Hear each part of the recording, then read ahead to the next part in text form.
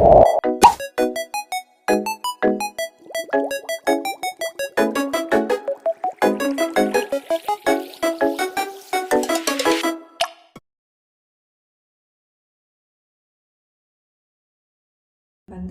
dadanya menguraikan perilaku manusia, adalah sebuah relasi subjek, lingkungan, dan perilaku. Teori pembelajaran sosial ini merupakan perluasan dari teori belajar perilaku yang tradisional, yaitu behavioristik. Teori pembelajaran sosial ini dikembangkan oleh Albert Bandura. Teori ini disebut learning, yaitu belajar dengan mengamati perilaku orang lain. Dasar pemikirannya adalah belajar dengan cara mengamati perilaku individu. Dan sebagian perilaku individu diperoleh sebagai hasil belajar melalui pengamatan atas tingkah laku yang ditampilkan oleh orang lain yang disajikan sebagai model. Kemudian menurut teori belajar sosial, yang terpenting ialah kemampuan seseorang untuk mengabstraksikan informasi dari perilaku orang lain, mengambil keputusan mengenai perilaku mana yang akan ditiru, dan kemudian melakukan perilaku-perilaku yang dipilih. Berikutnya ada komponen teori belajar sosial. Yang pertama, mengamati. Sebelum melakukan peniruan, terlebih dahulu orang menaruh perhatian terhadap model yang akan ditiru. Keinginan untuk meniru model, karena model tersebut memperoleh atau memperlihatkan atau mempunyai sifat dan kualitas yang hebat, yang berhasil, anggun, berkuasa, dan sifat-sifat lainnya. Kemudian yang kedua adalah mengingat. Setelah memperhatikan dan mengamati suatu model, maka pada saat yang lain, anak memperlihatkan tingkah laku yang sama dengan model tersebut. Anak melakukan proses retensi atau mengingat dengan menyimpan memori mengenai model yang dia lihat dalam bentuk simbol-simbol. Yang ketiga, melakukan. Supaya bisa memproduksi tingkah laku secara tepat, seseorang harus sudah bisa memperlihatkan kemampuan-kemampuan motorik. Kemampuan motorik ini juga meliputi kekuatan fisik.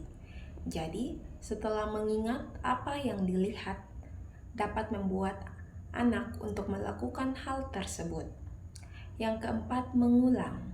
Setelah melakukan apa yang dilihat dan diingat, agar melatihnya keterampilannya, maka anak akan terus mengulang hal tersebut. Yang berikut prinsip-prinsip teori belajar sosial. Yang pertama, belajar melalui observasi terhadap orang yang dianggap lebih dari dirinya dapat mendorong hasrat untuk terus belajar. Yang kedua, setiap proses pengamatan dijadikan pengalaman untuk masa yang akan datang. Yang ketiga, proses belajar mengajar yang bermakna memberi pengaruh timbal balik antara pengalaman kontinuitas dan integrasi. Yang keempat, adanya respons sebagai bentuk penguatan belajar bukan merupakan satu-satunya untuk mendorong seseorang membentuk suatu perilaku. Yang kelima, perilaku manusia adalah hasil dari integrasi kompleks antara pikiran, tindakan, dan lingkungan, dan bahkan individu memiliki kapasitas untuk mempengaruhi dan mengarahkan hidup mereka sendiri. Yang keenam, menerapkan prinsip pertumbuhan kontinuitas dan rekonstruksi selama berlangsungnya proses belajar mengajar karena terjadi upaya penyesuaian diri. Yang ketujuh, efikasi diri adalah adanya keyakinan bahwa setiap individu mempunyai kemampuan mengontrol pikiran, perasaan, dan perilaku. Pada video kali ini saya akan menjelaskan mengenai kelebihan dan kekurangan dari teori belajar sosial.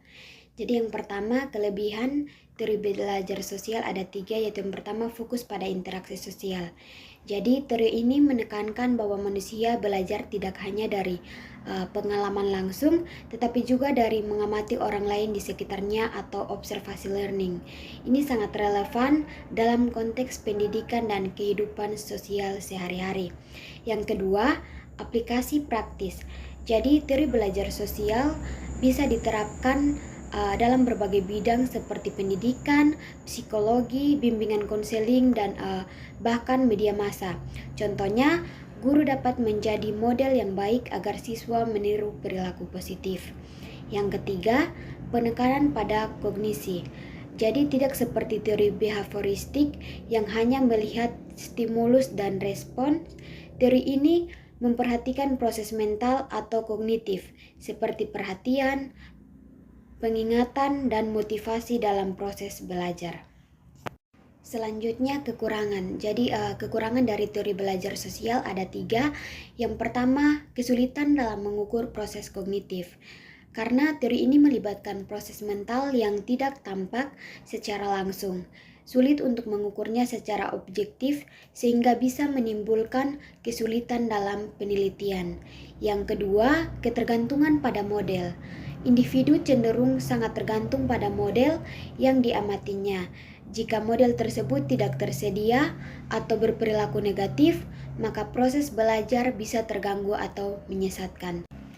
Yang ketiga, potensi untuk meniru perilaku negatif.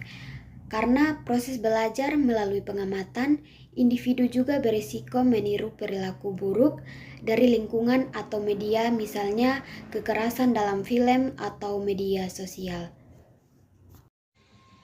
Yang terakhir, implementasi teori belajar sosial. Yang pertama, pemodelan perilaku. Guru dapat menggunakan prinsip pemodelan perilaku untuk menunjukkan contoh-contoh perilaku yang diinginkan kepada siswa. Yang kedua, pembelajaran kooperatif. Teori belajar sosial mendorong kolaborasi dan interaksi antara siswa.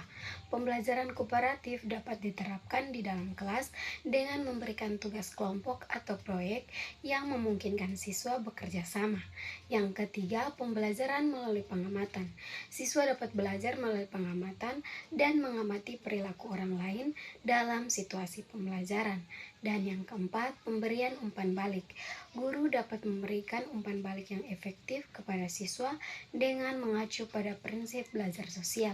Dan yang kelima, penggunaan media dan teknologi. Dalam era digital, media dan teknologi dapat digunakan sebagai alat untuk memperluas pengalaman belajar sosial siswa.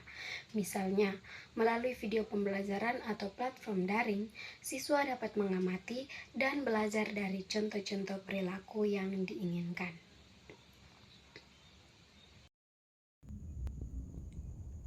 Kesimpulannya, penerapan belajar sosial Albert Bandura dalam proses belajar mengajar memberikan ruang bagi suatu proses belajar yang bergerak terus-menerus. Gerak yang terus-menerus terjadi mendorong munculnya masalah sehingga memacu intelektual untuk memformulasikan usulan-usulan baru untuk bertindak.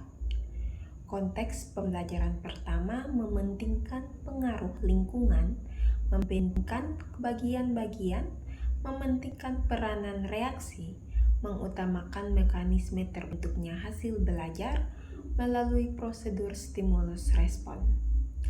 Dan konteks pembelajaran kedua mementingkan peranan kemampuan yang sudah terbentuk sebelumnya, mementingkan pembentukan kebiasaan melalui latihan dan pengulangan.